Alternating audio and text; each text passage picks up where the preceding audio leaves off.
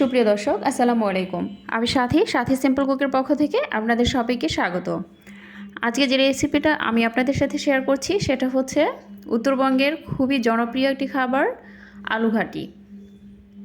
এটা আমি পাঙ্গাস মাছের মাথা দিয়ে করছি। আপনারা চাইলে যে কোনো মাছের মাথা দিয়ে এই রান্নাটা করতে পারেন। এই রান্নার জন্য এখানে আমি নিয়েছি 1 কেজি পরিমাণ আলু। বড় সাইজের আলু নিয়েছি 5 থেকে 6টি। ছোটো আলুটা দিয়ে আসলে বেশি মজা হয়। আপনারা যদি হাতের কাছে ছোটো আলুটা থাকে তাহলে অবশ্যই ছোটো আলু অর্থাৎ দেশি আলুটা দিয়ে করার চেষ্টা করবেন। আর এই আলুটাকে আমি 15 থেকে 20 মিনিট সিদ্ধ করে নিয়েছি। নিয়ে এর গরম পানিটা ছাড়িয়ে এর খোসাগুলো ছাড়িয়ে নিচ্ছি। সবগুলো আলুর খোসা ছাড়ানো হয়ে গেলে আমি এগুলোকে একটা কাঁটা চামচের সাহায্যে ম্যাশ করে নিচ্ছি। ম্যাশ করা শেষ। এখন এতে আমি অ্যাড করে দেব পানি। 1.5 কাপ পরিমাণ পানি আমি এখানে অ্যাড করছি, কারণ কষানোর সময় আমি আর এক্সট্রা কোনো পানি ব্যবহার করব না।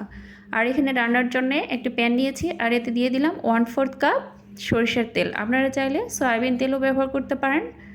আর এখানে দিয়ে দিচ্ছি গোটা জিরা হাফ চা চামচ, 2টা তেজপাতা, 2টা দারুচিনি, আর দিয়ে দিচ্ছি ছোটো এলাচ 5 থেকে 6টি, বড় এলাচ 3টি, লবঙ্গ 5 থেকে 6টি, গোলমরিচ 5 থেকে 6টি। এগুলো একটু হালকা নেড়েচেড়ে এতে দিয়ে দিব পেঁয়াজ কুচি। 1/4 কাপ পেঁয়াজ এখানে কুচি করে নিয়েছি। মিডিয়াম সাইজ 3 থেকে 4টি পেঁয়াজ আমি এখানে কুচি করে নিয়েছি। আর দিয়ে দিচ্ছি কাঁচামরিচ মাঝখান থেকে ফালি করা 8 থেকে 10টি। আপনারা ঝালটা কীরকম চাচ্ছেন সেটার উপর ডিপেন্ড করে ঝালটা দিয়ে দিবেন, তবে এটা একটু ঝাল ঝাল হইলে বেশি মজা হয়। আপনারা চাইলে কাঁচামরিচ এবং শুকনো মরিচের গুঁড়ার সমন্বয়ে রান্নাটা করতে পারেন। আমি আসলে শুকনো মরিচের গুঁড়াটা খাই না, সেজন্য আমি কাঁচামরিচ দিয়ে রান্নাটা শেষ করছি। আর এখানে দিয়ে দিচ্ছি 1 টেবিল চামচ আদা বাটা, 1 টেবিল চামচ রসুন বাটা, বাটা মশলার গন্ধটা একটু ছাড়িয়ে নেওয়ার জন্য হালকা নেড়ে চেড়ে নিলাম। আর দিয়ে দিচ্ছি লবণ স্বাদ অনুযায়ী, আমি 2 চা চামচ মতো লবণ দিয়েছি। আর হলুদের গুঁড়া দিয়ে দিচ্ছি হাফ চা চামচের একটু কম। আপনার হলুদের কালারটা কেমন আসে সেটার উপর ডিপেন্ড করে, আর কালারটা কীরকম চাচ্ছেন সেটার উপর ডিপেন্ড করে হলুদটা দিয়ে দিবেন। আমি মশলাগুলোকে 1 মিনিট মতো একটু নেড়ে চেড়ে আরও একটু পানি দিয়ে এটা কষিয়ে নেব। আমি আরও হাফ কাপ পানি অ্যাড করে দিচ্ছি মশলাটাকে কষানোর জন্য। এই পর্যায়ে আমি চুলার আঁচটাকে মিডিয়ামে রেখে মশলাটা সুন্দরভাবে কষিয়ে নিব 3 থেকে 4 মিনিট। আসলে মশলা কষানোটা যত ভালো হবে রান্নাটাও তত ভালো হয় আমার ধারণা। আমি জানি না আপনাদের কি মনে হয়। মশলাটা আমি সুন্দরভাবে কষিয়ে নিয়েছি। এখন এখানে দিয়ে দিচ্ছি মাছের মাথাটা। আপনারা চেষ্টা করবেন অবশ্যই মাছের মাথা দিয়ে রান্নাটা করতে। মাথা দিয়ে মাছের অন্য অংশ থেকে মাথা দিয়ে রান্নাটা করলে অনেক বেশি মজা হয়।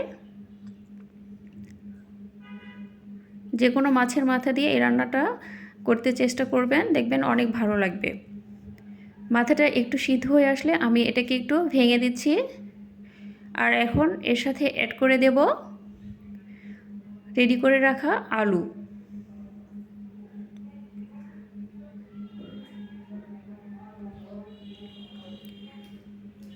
এখন থেকে রান্নার শেষ অবধি আমি চুলাটা একদম হাই হিটে রেখে রান্নাটা করব। এই রান্নায় আসলে চুলার আঁচটাকে বাড়ানো কমানো ঠিক না, তাহলে রান্নার টেস্টটা অনেকটা কমে যায়। আপনারা চেষ্টা করবেন চুলার আঁচটাকে একদম হাই রেখে রান্নাটা কমপ্লিট করতে।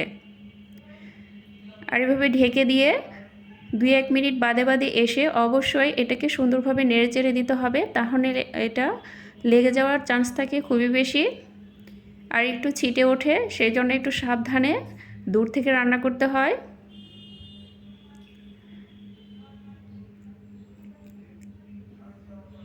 পনেরো থেকে 20 মিনিট মতো এটাকে সুন্দরভাবে কষিয়ে নেবেন। যখন পানিটা একদম কমে যাবে, শুকিয়ে আসবে, সেই পর্যায়ে ঝোলের জন্য পানি অ্যাড করবেন। আর এটা অনবরত নাড়তে থাকতে হবে।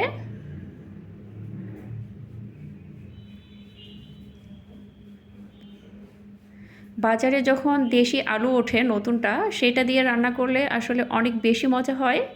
চেষ্টা করবেন ওই আলুটা দিয়ে রান্না করতে, তাহলে অনেক বেশি মজা হবে। আমার কষানোটা মোটামুটি কমপ্লিট। এই যে শুকিয়ে এসেছে এরকমভাবে। এই পর্যায়ে আমি ঝোলের জন্য পানি অ্যাড করে দিচ্ছি। আমি এখানে 2.5 কাপ মতো পানি দিয়েছি। আপনারা কীরকম ঝোল চাচ্ছেন সেটার উপর ডিপেন্ড করে পানিটা অ্যাড করে দেবেন। এটা আসলে খুব বেশি পাতলাও ভালো লাগে না, আবার খুব বেশি ঘন হলেও ভালো লাগে না। আমি মিডিয়াম সাইজ করে রাখছি। খুব বেশি পাতলাও করব না, আবার খুব বেশি ঘনও না।